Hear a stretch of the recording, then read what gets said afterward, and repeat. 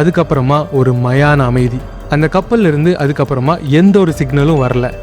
அந்த நபர் கடைசியா எதை பார்த்துட்டு அப்படி கத்துனாரு, அந்த கப்பல்ல அப்படி என்னதான் நடந்துச்சுன்னு யாருக்குமே தெரியல.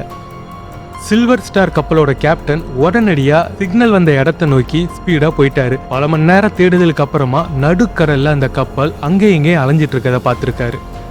கப்பலை வெளியே இருந்து பார்க்கறதுக்கு எந்த ஒரு சேதமுமே இல்லை.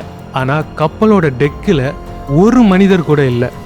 கேப்டன் மீட்பு குழுவை கப்பலுக்கு அனுப்புறாரு.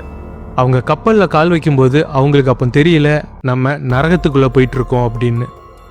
முதல் பிணம் டெக் பகுதியில் கிடைக்குது. அதுக்கப்புறமா 2வது 3வதுன்னு வரிசையா பிணங்கள் அங்கங்கே கிடைக்குது. இதுல கொடுமை என்னன்னா அவங்க யாருமே தூக்கத்துல இறந்தவங்க கிடையாது.